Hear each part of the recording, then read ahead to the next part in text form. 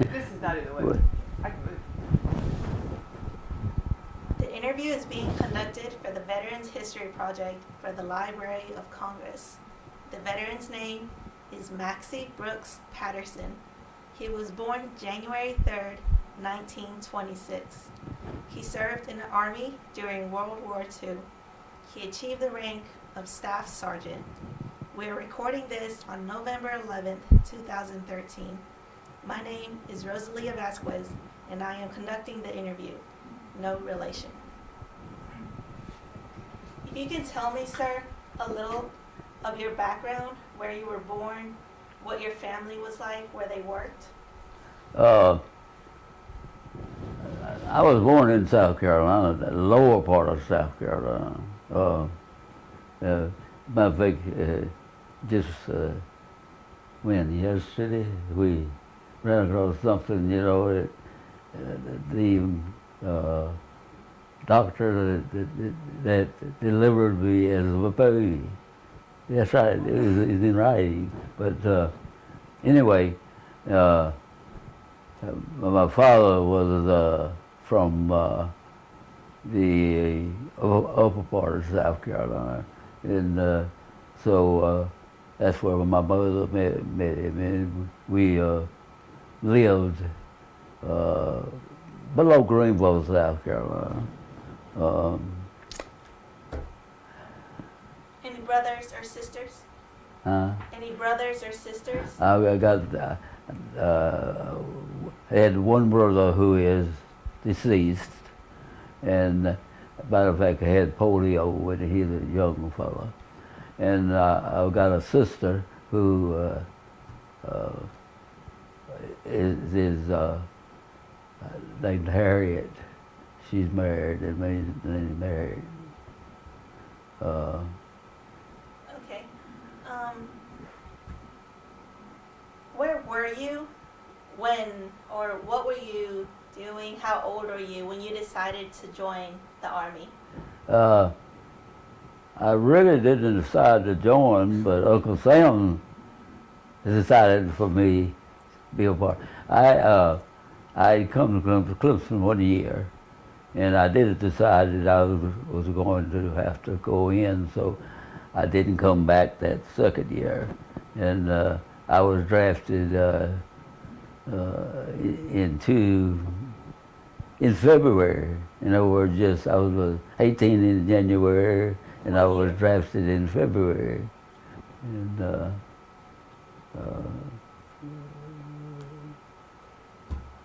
where were you sent to basic training?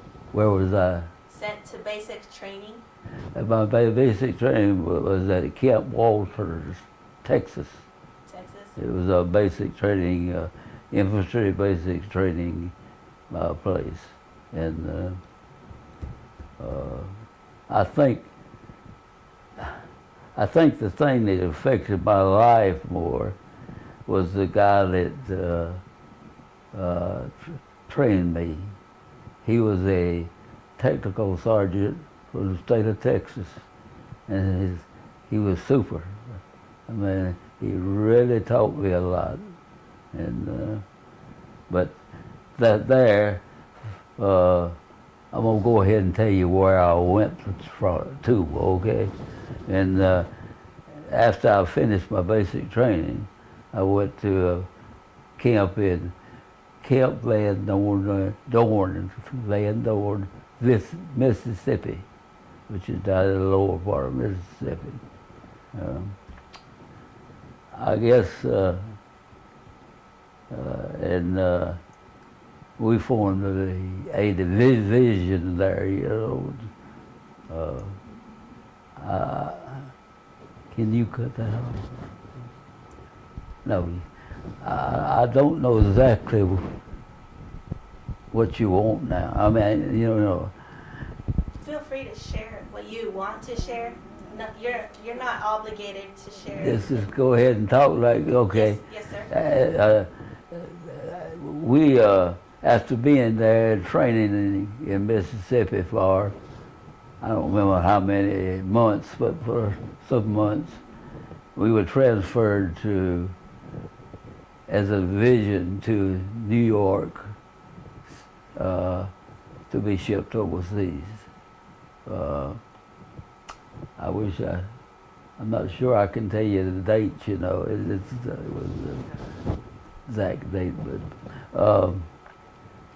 from there we were shipped in what they call a convoy of ships that had troops, mostly just troops on them, you know. And we were to go to Europe, not knowing for sure where we would end up at, but we ended up in Marseille, France.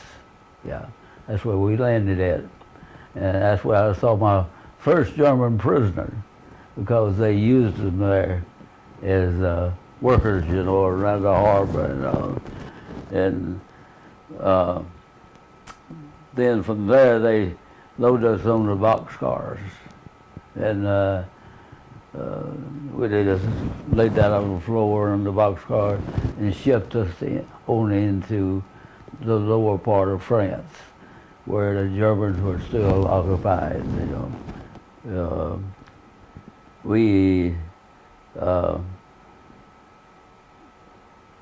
They split us up. They didn't just leave us as a division, but my division was 3 units, you know, 3 large units, and my unit was one of those units that was split up to go up, not really on the front lines at that time, but we were in France. The Germans would send troops across the river at night to try to capture somebody and that type of thing, you know. But I guess it was days later, not long, we were told that we would cover the withdrawal of a group of American troops who were being overrun by the Germans. And snow was deep, it was frozen, it was so you couldn't even hardly dig a foxhole, you know. It was so deep.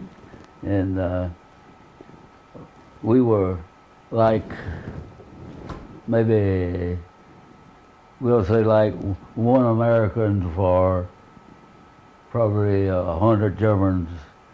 Wow. Trying to hold them back, you know, and let this other outfit move through us. And so we were shelled and for one day, and then the next night we were attacked, which was my 19th birthday. Yeah, my 19th birthday. But they overran us. They went through us and killed 6 guys in my, out of, they were out of 12 guys, they killed 6 of them. And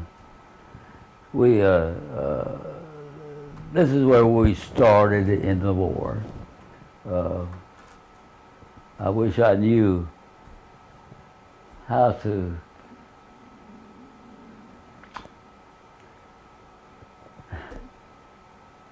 take you on, you know, anyway, this was in 1944, and we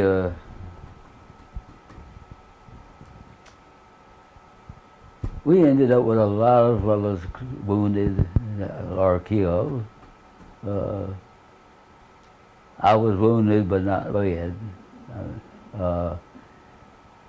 If you've ever heard of the, I guess one of the main places that we attacked it was the Siegfried Line, and our outfit attacked it group by group, and George Patton Have you ever heard of George Benton? General George Benton was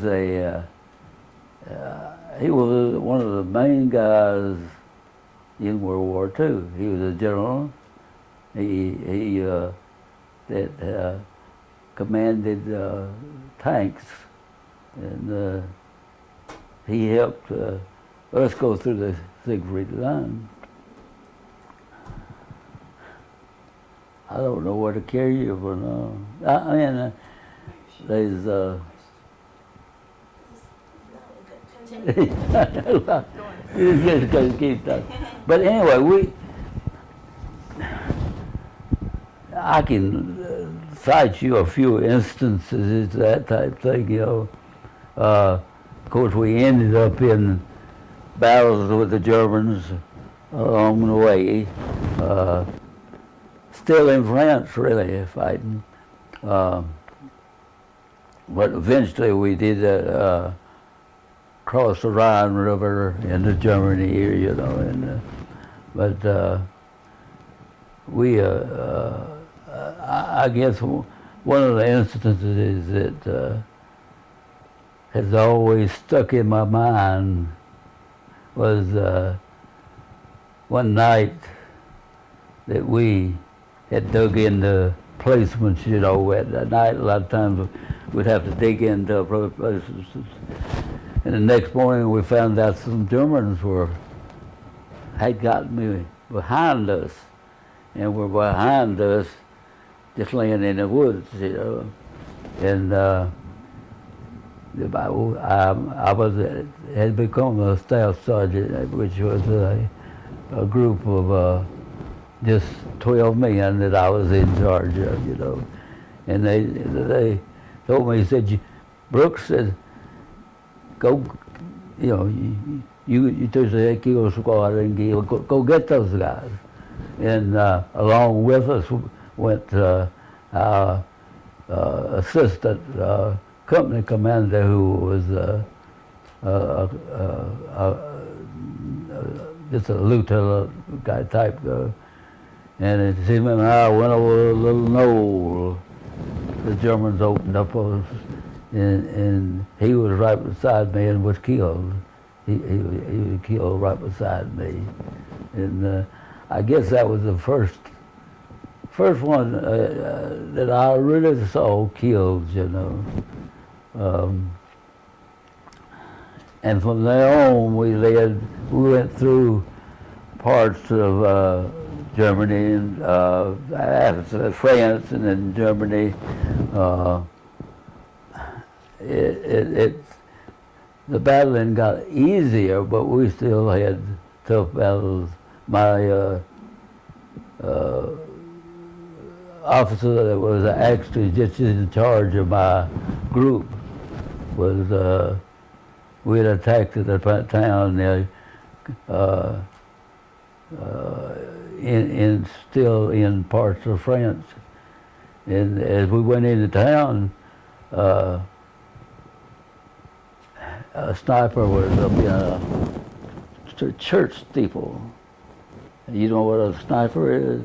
And what he was doing, he was picking off American soldiers, you know, as they came down the streets, you know. And the lieutenant was real close to me, you know. And as a matter of fact, he was a basketball player at I'm trying to think, in North Carolina, but he stuck his head around the corner and was hit right between the eyes and killed, you know. And those little things you remember, you know.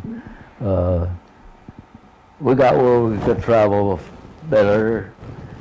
Sometimes they'd put us on tanks to travel, and again.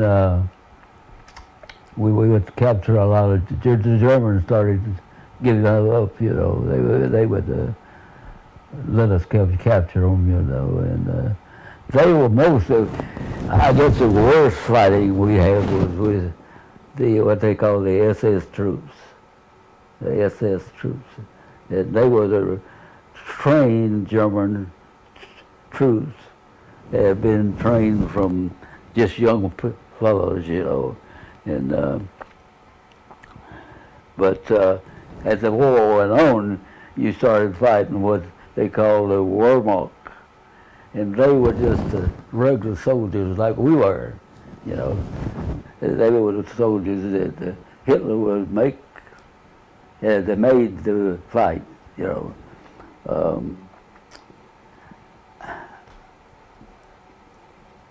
I wish I could tell you more and more and more, but it's hard. I can remember one time when we were held up by gunfire for maybe an hour, and when we finally took the position, we found out they were all the boys about 12, 13 years old that were there holding an American too. I remember taking one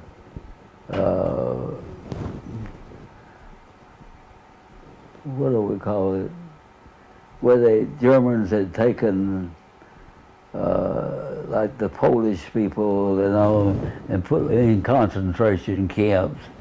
And we ended up taking one of those concentration camps. And I can remember seeing the people, how bad they were, you know. They just half dead, you know, had nothing to eat and whatnot. And they had a lot of them stacked up to throw into area fires, where they had fires built, you know, and they would just throw them in there and burn them, you know. And the war went on, and till of course we know we won it, and I could go ahead and tell you, you know, I can remember one town I went in. We went into a small town, and there must have been, there had been a terrific tank battle there, and there must have been probably 100 tanks destroyed on both sides. You know, well, France was still fighting, and Germans and Americans and English.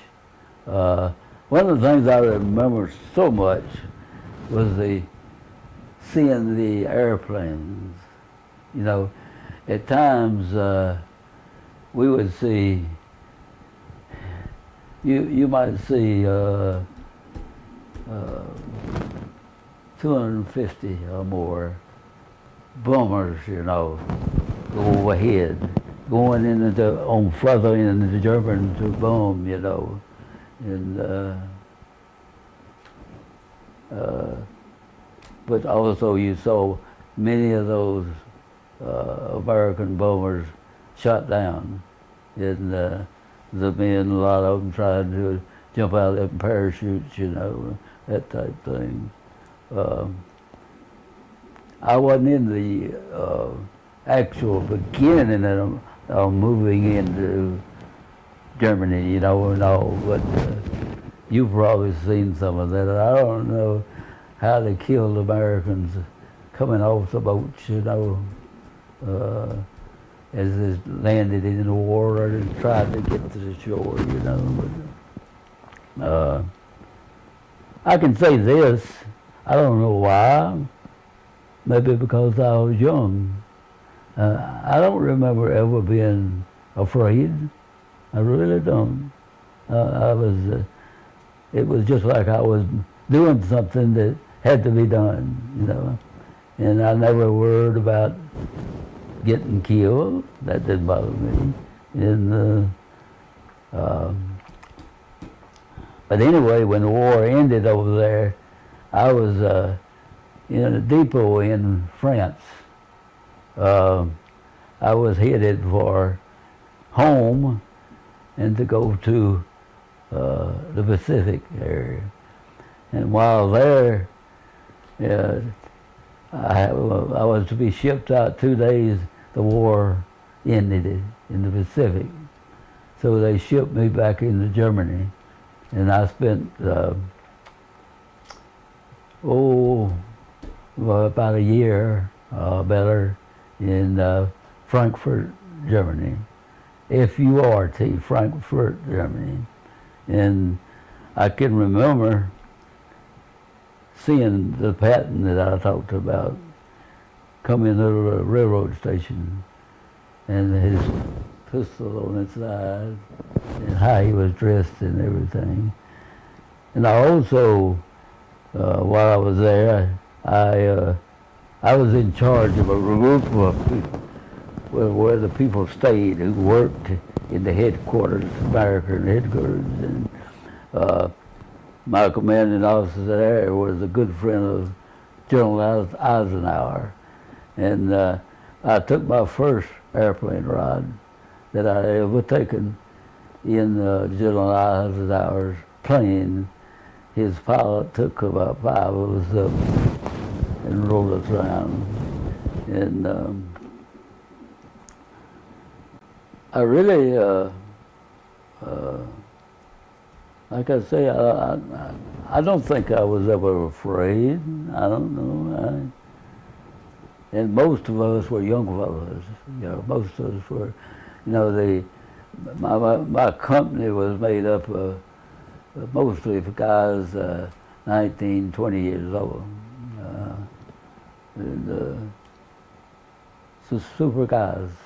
And we looked out for each other real well. And after the war was over and I was in Frankfurt, Germany, I got a chance of, I traveled to Belgium, I traveled to Switzerland, I went to Paris, France. So I got to make some trips, you know. And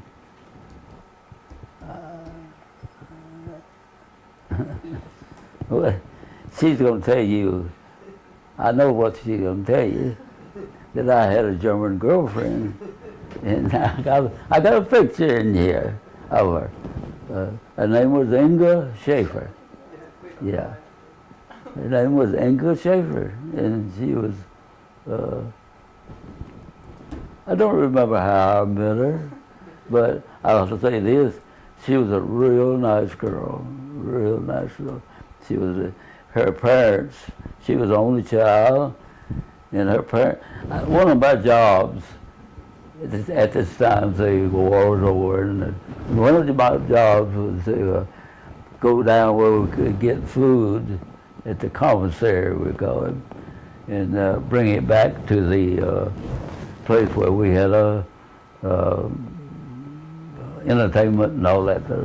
And about every 2 or 3 weeks, I'd bring some extra back.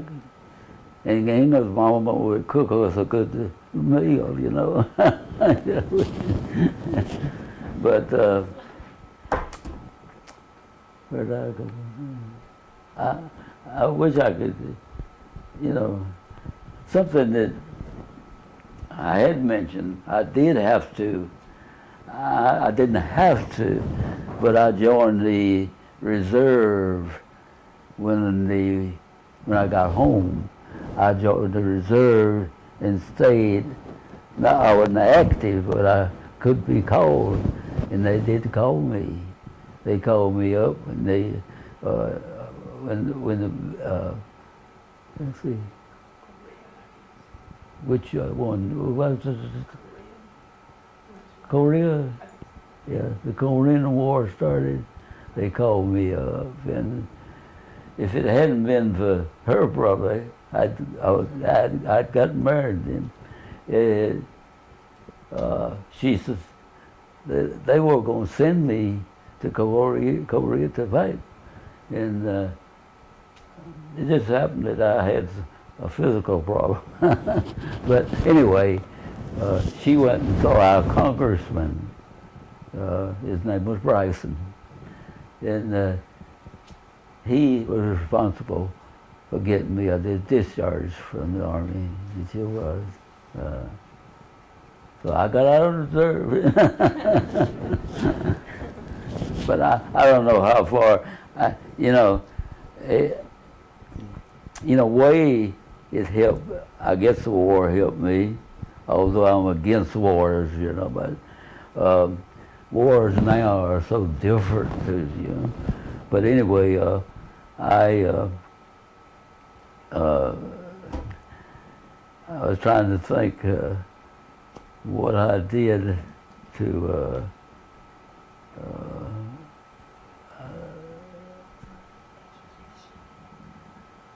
what I'm trying to think when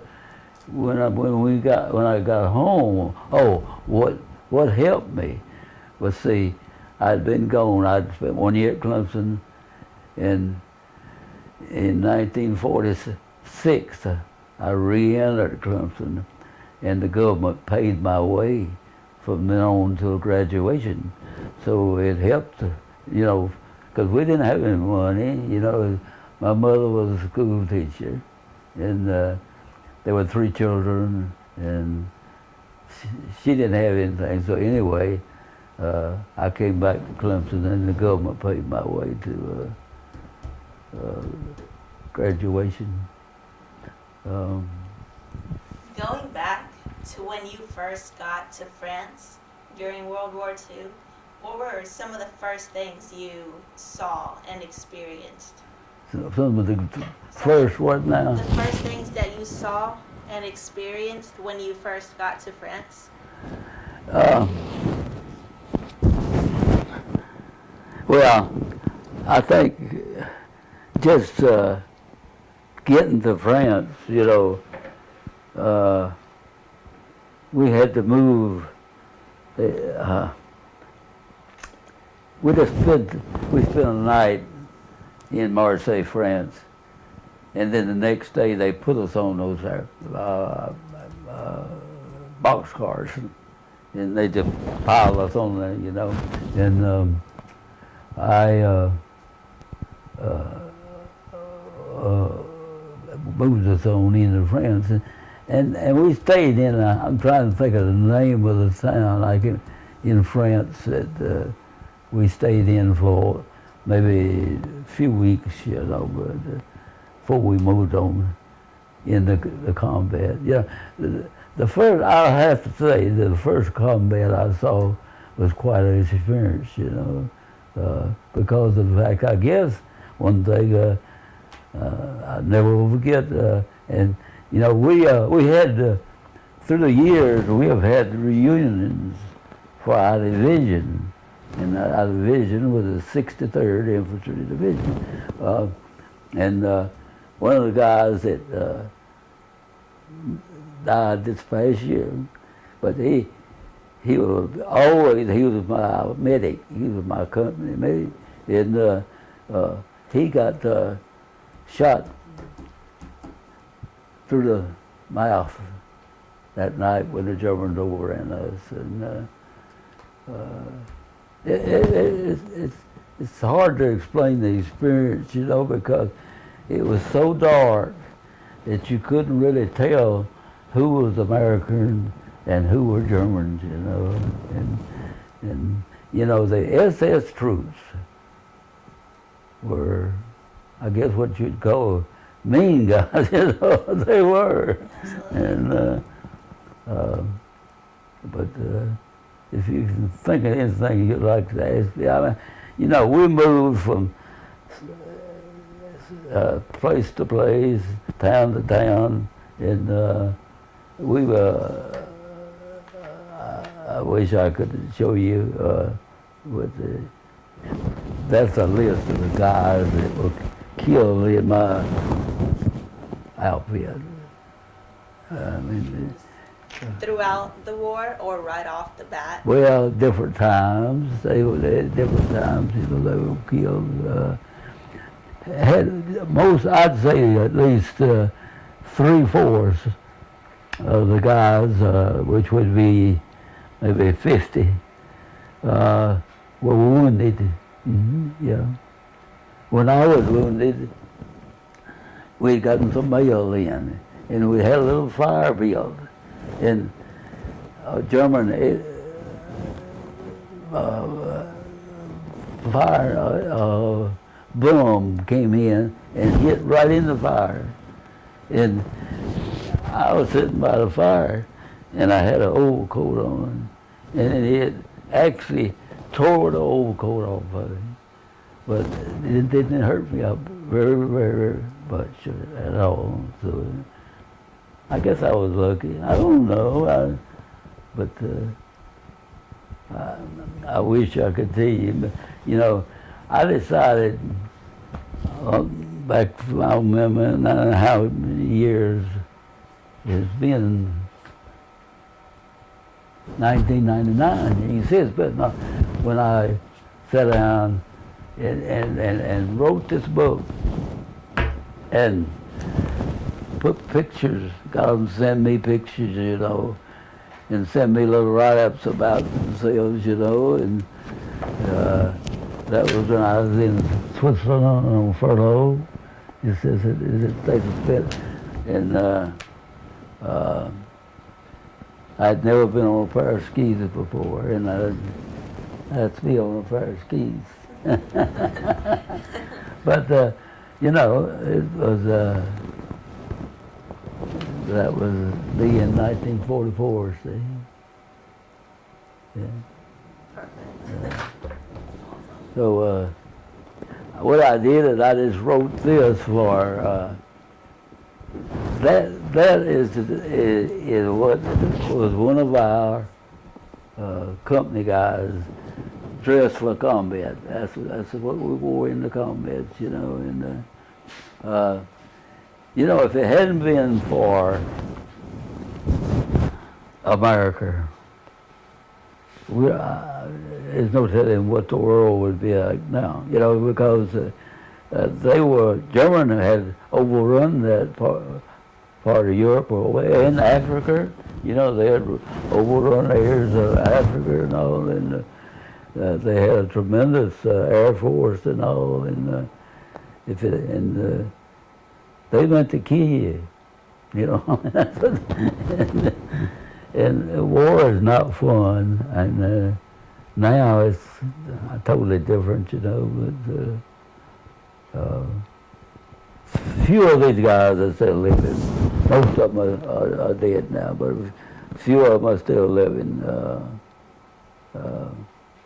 in different parts of the United States, you know. You know, during World War II, they all the Japanese in the United States, they put them in camps, you know. You know, most of them were out in California areas, you know, but can you think of anything?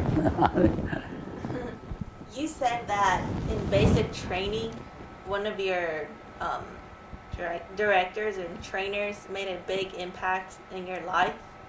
Why do you think it was, or what is it that he said that you remember that stuck out, that prepared you? You know, he was a tech sergeant. He had been wounded 3 times already. He knew all the things, and he just taught you how to protect yourself. You know, how to be a good soldier. And I never. I'm sure a lot of them didn't get that good a training, you know. And the guy that was my division commander down in Camp Glenthorne, Mississippi, he was a nut. He was but he wouldn't let us eat in our mess halls. He'd make us eat outside, under a tent or outside. He wouldn't let us eat in mess halls. We didn't have much sleeping quarters.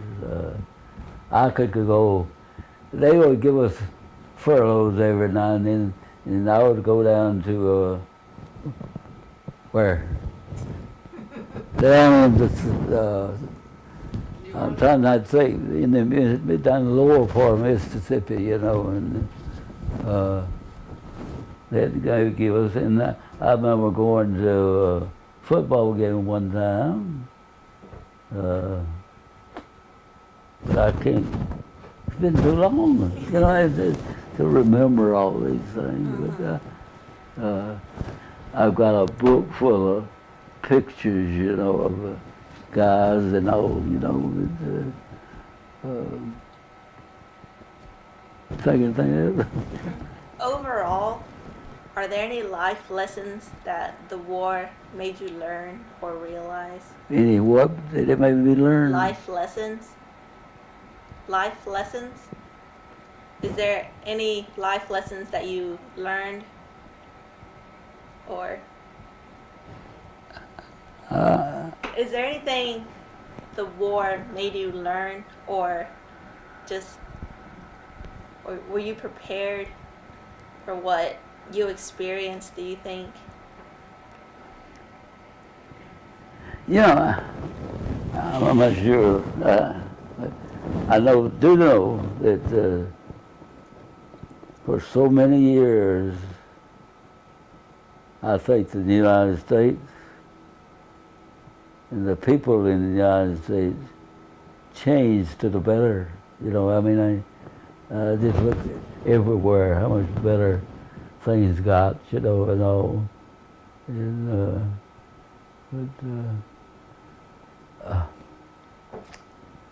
I think it taught me what war was, you know,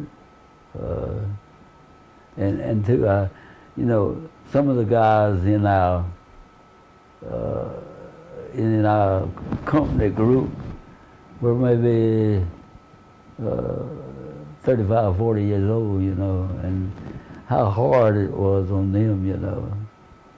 The young fellows, most of it wasn't hard, but I think about now how hard it must be on families and all, you know, having to go fight, and so many getting killed.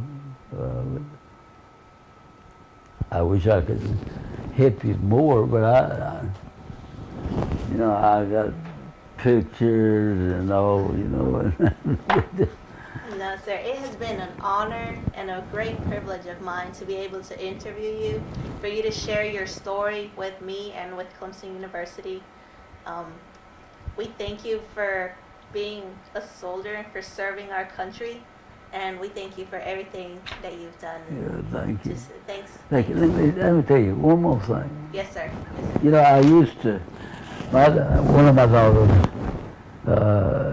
she actually teaches in one of those schools, but one of the things was teaching history. And every year when she taught about World War II, she asked me to go down and spend that day and talk to them about World War II. And I can, I've got it somewhere, but I can remember one little poem that, well, she was 13, I believe, 13 years old, wrote me after that, how thankful she was for me and the soldiers that fight, that they could live, you know. And I just thought that was so good, you know, for her to take time to write a little poem like that.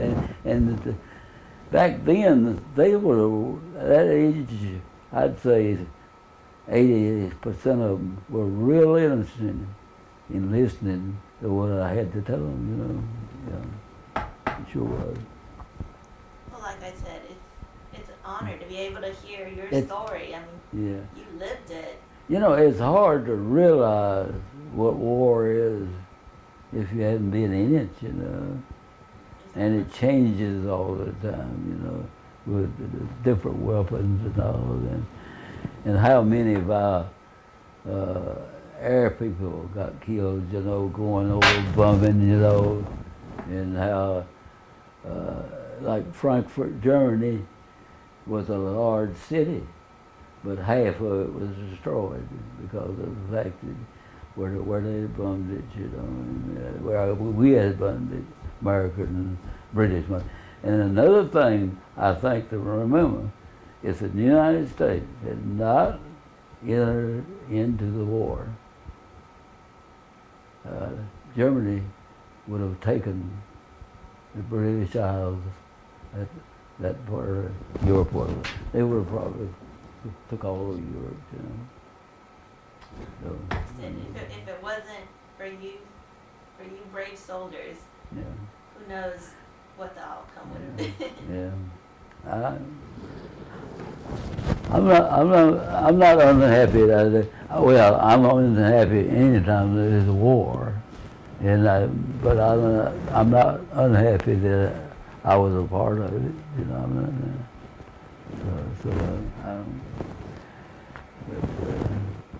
I had.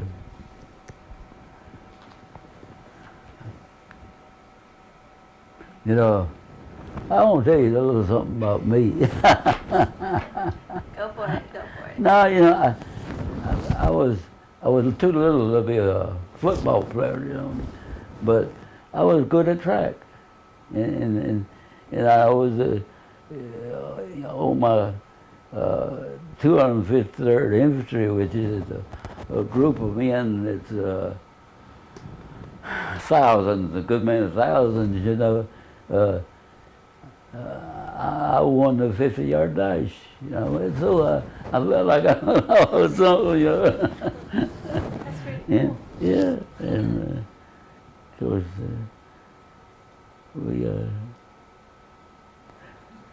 I just, you know, you probably got these guys and some of them, you know, you look at the pictures, you know that they had, you know, now, because they were a little older. And we had a decent number of college age students where they had to drop out of college and go into service. Yeah, sure did. I'm sure it's hard looking back on some pictures. I'm sure it's hard looking back on some pictures and memories coming back. But in the end, the outcome was good. And what you guys did was very, very good in serving our country. And like I said, I thank you again, and I thank all the soldiers in the U.S. that served in France. And again, it was a pleasure for you to share your story with me and with Clemson. And I hope you have a great night tonight. Like it.